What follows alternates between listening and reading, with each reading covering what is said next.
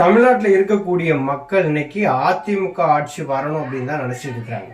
திமுக ஆட்சியை எப்படியாவது அப்புறப்படுத்தணும், இந்த பொல்லாத ஆட்சியை அப்புறப்படுத்திட்டு ஒரு நிலையான ஒரு ஆட்சியை, சட்டம் ஒழுங்கை நிலைநாட்டக்கூடிய ஒரு ஆட்சியை தமிழகத்தில் கொண்டு வரணும் மக்கள் எல்லாரும் விரும்புகிறாங்க. இந்த சமயத்தில் ஒவ்வொருத்தரும் நடத்தக்கூடிய கருத்து கணிப்புலாம் பார்த்தீங்கன்னா உண்மையிலே இது கருத்து கணிப்பா இல்லை கருத்து திணிப்பா அப்படிங்கிற மாதிரி தான் இருக்குது. பொதுவாக கருத்து கணிப்பு அப்படிங்கிறது ஒரு தொகுதியில் போய் எத்தனை பேருக்கு கருத்து கணிப்பு நடத்துவாங்க? ஒரு கிராமம்னு போனால் கிட்டத்தட்ட ஒரு 500 ஓட்டு இருக்குன்னா மிஞ்சி போனால் ஒரு 10 பேர்கிட்ட கேட்டு வந்துடுவாங்க. ஒரு தொகுதிக்கே ஒரு 500 பேர் 1000 பேர்கிட்ட தான் கருத்து கணிப்பு கேட்குறாங்க. ஒரு பாராளுமன்ற தேர்தலும் வந்துச்சுன்னா ஒரு கிட்டத்தட்ட ஒரு 7 லட்சம் 8 லட்சம் இருக்கக்கூடிய வாக்காளர்கள்ட்ட போய் வெறும் ஒரு 1000 பேர்கிட்டையும் ஒரு 300 பேர்கிட்டையும் கருத்து கணிப்பு நடத்துகிறாங்க. ஒரு கிராமத்தில் ஒரு கட்சி வலுவாக இருக்கும் அப்படின்னா அந்த கிராமத்தில் போய் இருக்கிறாங்க. ஒரு ஏடிஎம்கே அதிகமாக இருக்கக்கூடிய இடத்துல ஒரு கருத்து கணிப்பு நடத்துகிறாங்கன்னா ஏடிஎம்கே சாதமாக இருக்கும். இன்னொரு கிராமத்தில் திமுகவுக்கு சாதமாக இருக்கிற இடத்துல போய் கருத்து கணிப்பு நடத்துனாங்க, அவங்கள்ட்ட போய் கேட்டாங்க அப்படின்னா திமுக தான் வரும் தான் சொல்லுவாங்க. அதிமுக இருக்கிற இடத்துல அதிமுக வரும்னு சொல்லுவாங்க, திமுக இருக்கிற இடத்துல திமுக சொல்லுவாங்க. எத்தனை பேர்கிட்ட இவங்கெல்லாம் கருத்து கணிப்பு நடத்தி கருத்து கணிப்பை வெளியிடுறாங்க? சும்மா ஒரு ப்ரெஸ் மீட் ஒன்று நடத்துகிறாங்க, முன்னாடி உட்காடுறாங்க, இத்தனை சதவீதம் இவங்களுக்கு கிடைக்கும், இத்தனை சதவீதம் இவங்களுக்கு கிடைக்கும், அதிமுகவுக்கு எவ்வளவு, திமுகவுக்கு எவ்வளவு, தவைக்காவுக்கு எவ்வளவு, நாம் தமிழர் கட்சி எவ்வளோன்னு சொல்லிவிட்டு சும்மா மாற்றி மாற்றி ஒரு பெர்சன்டேஜை உண்டு பண்ணிட்டு போயிடுறாங்க. ஆனால் இந்த கருத்து கணிப்புகள்லாம் பார்த்தீங்கன்னா ஒருதலை பட்சமாக நடக்குதுங்கிறது தெளிவாக தெரியுது. அந்த விஷயத்தில் லயோலா கல்லூரிய முன்னாள் மாணவர்கள் ஒரு கருத்து கணிப்பு நடத்தியிருக்கிறாங்க. அது மிகப்பெரிய சர்ச்சையாக இருக்குது. அதை தான் நம்ம பார்க்க போகிறோம். அனைவருக்கும் வணக்கம். தொடர்ந்து ஆதரவளித்து ஒரு அனைத்து அன்புள்ளவங்களுக்கும் மிக்க நன்றி. ஃபர்ஸ்ட் டைம் இந்த சேனலை நீங்கள் பார்க்குறீங்க அப்படின்னா சப்ஸ்கிரைப் பண்ணி பாருங்கள். வாங்க வீடியோக்குள்ளே போகலாம். முன்னாள் மாணவர்கள், அதாவது லயோலா கல்லூரிய முன்னாள் மாணவர்கள் ஐபிடிஎஸ் அந்த குரூப் நடத்தின அந்த கருத்து கணிப்பில் விஜய் தான் அடுத்த முதல்வர் அப்படிங்கிற மாதிரி கணிப்பை முடிச்சுட்டாங்க. ஒரு ப்ரெஸ் மீட் நடத்துகிறாங்க, அவர் பேர் திருநாவுக்கரசு நினைக்கிறேன். அவர் ப்ரெஸ் மீட் நடத்தி அவர் சொல்கிறாரு, மக்கள் செல்வாக்கு இன்னைக்கு விஜய்க்கு அதிகமா இருக்கு. தமிழக வெற்றி கழகத்துக்குன்னு ஒரு அடிப்படை வாக்கு உருவாயிருச்சு. அவங்க தமிழக வெற்றி கழகத்துக்கு 19%, திமுகவுக்கு 17, அதிமுகவுக்கு 15, நாம் தமிழருக்கு 6, இப்படி அவங்களுக்கு வாக்குலாம் இருக்குது. இப்ப இந்த இடத்துல நாங்க ஒரு கருத்து கணிப்பு நடத்தினதுல விஜய் தான் அடுத்த முதல்வர். 1வது இடம் 2வது இடத்துக்கு விஜயும் ஸ்டாலின் அவர்கள் தான் போட்டி போடுறாங்க. 3வது இடத்துல தான் அதிமுக இருக்கு அப்படின்னு சொல்லி ஒரு கருத்து கணிப்பை நடத்தி முடிச்சிருக்கிறாங்க. அது பிரஸ் மீட்ல வெளியில வந்துருச்சு.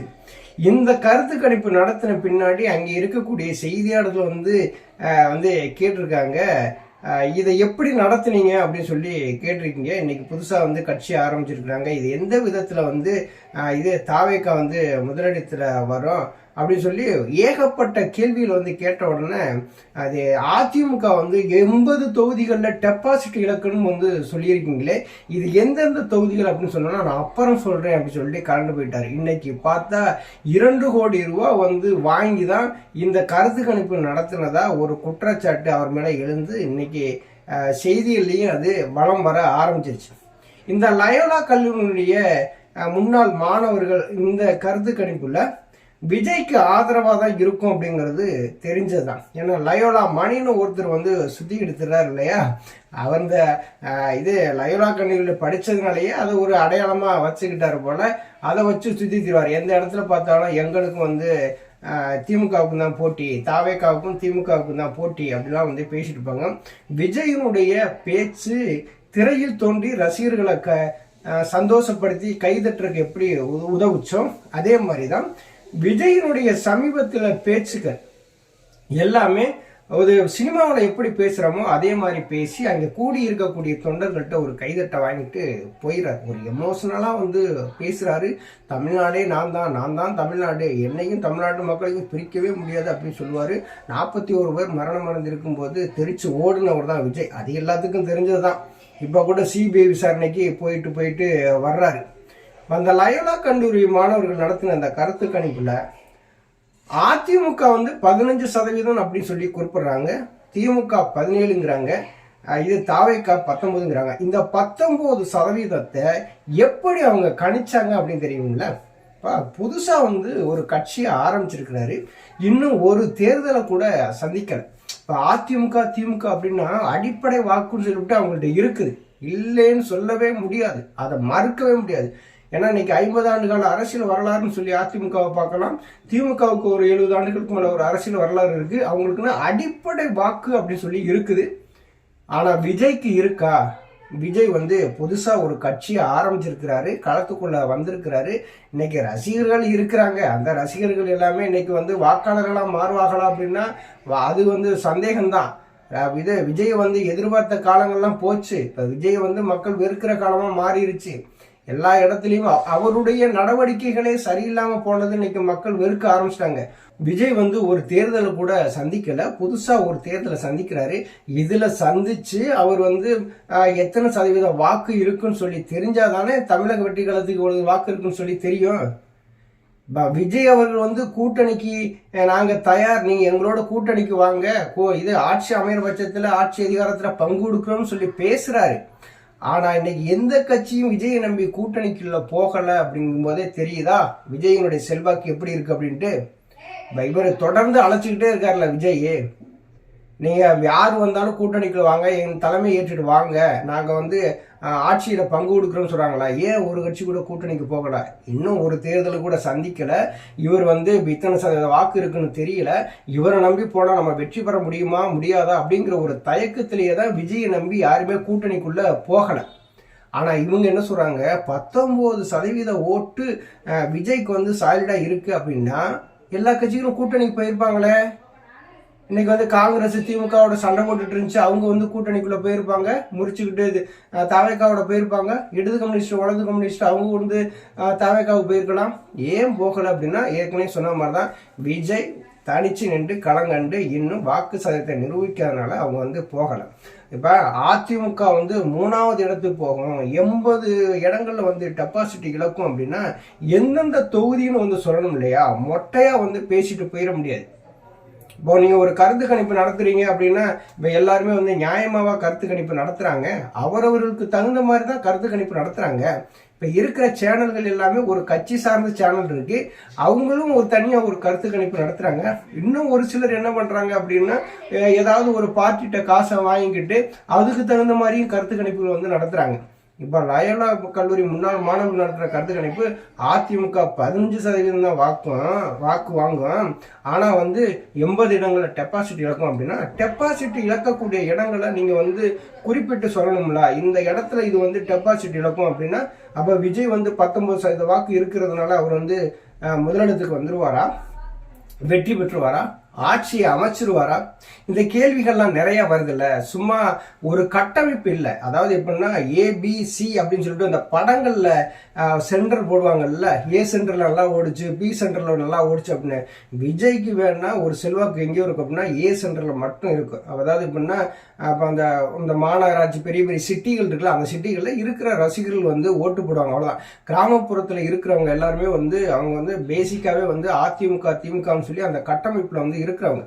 இப்போ விஜய்க்கு வந்து கட்டமைப்பு இருக்கா? கட்டமைப்பு இல்லை. நீங்க 132 மாவட்ட செயலர்கள் நீங்க போடலாம். கீழே இருக்கக்கூடிய கட்டமைப்புன்னு ஒன்று இருக்குல்ல, பூத் கமிட்டின்னு ஒரு ஆள் இருக்குல்ல.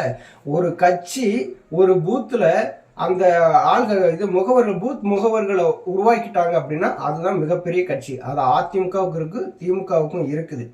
ஆனா இன்னைக்கு அந்த பூத் முகவர்களே இல்லாத ஒரு கட்சி, கட்டமைப்பே சரியாக இல்லாத ஒரு கட்சி மக்கள் வந்து ஏத்துக்கிட்டாங்க, மக்கள் வந்து விஜய்க்கு ஓட்டு போட்டுருவாங்க, விஜய்க்கு வந்து 19% வாக்கு இருக்குன்னு சொல்லி ஒரு கருத்து கணிப்பை அபாண்டமா போட்டு மக்கள் மத்தியில திணிக்கிறாங்க பாருங்க. இது கருத்து கணிப்பே இல்லை, சொன்ன மாதிரி பணம் வாங்கிட்டு தான் இந்த கருத்து கணிப்பை நடத்துறாங்க. ஏற்கனவே அவர் மேல ஒரு குற்றச்சாட்டு இப்ப செய்திகள் ஏற்கனவே சொன்ன மாதிரி செய்திகள் வந்துகிட்டு தான் இருக்குது.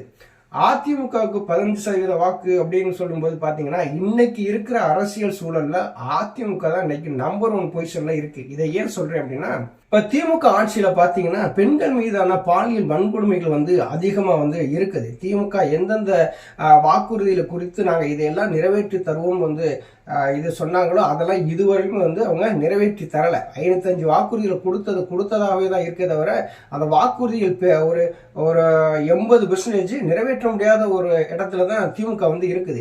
சட்டம் ஒழுங்கு பிரச்சனை சீரழிஞ்சு கிடக்குது. இன்னைக்கு அதிமுக தான் ஆட்சிக்கு வரணும்னு சொல்லிட்டு மக்கள் விரும்புறாங்க. இப்ப எல்லாரும் என்ன சொல்றாங்க, திமுக ஆட்சி வரும்னு சொல்லிவிட்டு மக்கள் விரும்புறாங்க அப்படின்னாங்க. திமுக ஆட்சிக்கு மீண்டும் வரணும்னு சொல்லிவிட்டு எந்த மக்களும் விரும்பல. ஒரு முறை வெற்றி பெற்றுட்டா மறுமுறையும் தொடர்ந்து திமுக வெற்றி பெற்றதா வரலாறும் கிடையாது. இப்ப அதிமுக இருக்கு. அதிமுக 2011 வெற்றி பெற்றது, 2016 வெற்றி பெற்றது.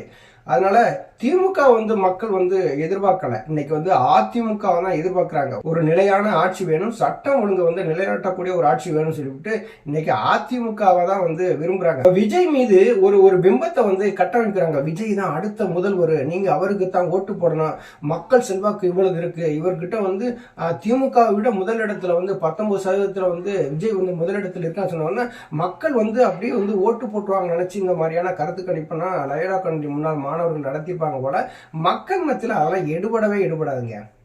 மக்கள்கிட்ட போய் விஜய் என்ன அரசியல் செஞ்சிருக்கிறார் சொல்லுங்க. மக்களுக்காக எந்த களத்துல நின்றுருக்காரு, என்னத்தை பேசியிருக்கிறாரு. அறிக்கை மட்டும் வெளியிட்டா போதுமா? அறிக்கை மட்டும் ஒரு ஒரு ஒரு மனுஷரை முதலமைச்சர் ஆக்கி உட்காந்துருமா? அரசியல்ங்கிறது வேறு. மக்களோட மக்களா ஊறி போய் அங்கே இருக்கணும். நாம் தமிழர் கட்சி சீமானா இருக்காருன்னா நீங்க மக்களோட மக்களா ஊறி போயிருந்து கொஞ்சம் கொஞ்சமா வளர்ந்துட்டு வர்றாரு. ஆனா விஜய்கிட்ட என்ன இருக்கு? அவர் முதலிடத்துல வர்றதுக்கு என்ன வாய்ப்பு இருக்கு? இப்ப மக்கள் பெரும்பாலும் விரும்புறது யாரு வரணும் அப்படின்னா இன்னைக்கு அதிமுக வந்தா நல்லா இருக்குங்க. ஒரு நாட்டுல மிக முக்கியமானது என்ன அப்படின்னா சட்டம் ஒழுங்கு கரெக்டா இருக்கணும், சட்டத்தின் பிரகாரம் ஆட்சி நடக்கணும். இங்க சட்டம் ஒழுங்கு திமுக ஆட்சியில் அப்படியா இருக்கு? தலை விரிச்சு ஆடுது. நான் வச்சதான் சட்டம் சொல்லிவிட்டு இன்னைக்கு எல்லாம் அப்படிதான் இருக்குது. இந்த சட்டம் ஒழுங்கு பிரச்சனையில முதல்வர் ஸ்டாலின் அவர்கள் அதிகமாக கவனம் செலுத்தியிருந்தாங்கன்னா இந்த மாதிரியான பாலியல் வன்கொடுமைகள் கொலையெல்லாம் நடந்திருக்காது. அப்ப அந்த சட்டம் ஒழுங்கு சீரா இருக்கணும், தமிழ்நாட்டில் ஒரு அமைதியான ஒரு சூழல் உருவாகணும் அப்படின்னா இன்னைக்கு அதிமுக ஆட்சி வரணும். இன்னைக்கு திமுகவுக்கும் அதிமுகவுக்கும் தான் போட்டியே தவிர திமுகவுக்கும் தமிழக வெற்றி கழகத்துக்கும் போட்டி கிடையாது. நீ நான் தொடர்ந்து இதை சொல்லிக்கிட்டே வரேன். எதனால சொல்றேன் அப்படின்னா திமுகவுக்கும் தாவேக்காவுக்கும் ஒரு போட்டின்னு சொல்லிவிட்டு எல்லாருமே நினைக்கிறாங்க. போட்டியே திமுகவுக்கும் அதிமுகவுக்கும் தான். இந்த முறை பாருங்க, இன்னைக்கு அதிமுக கண்டிப்பா வெற்றி பெற்ற ஆட்சி அமைக்கும். நன்றி, வணக்கம்.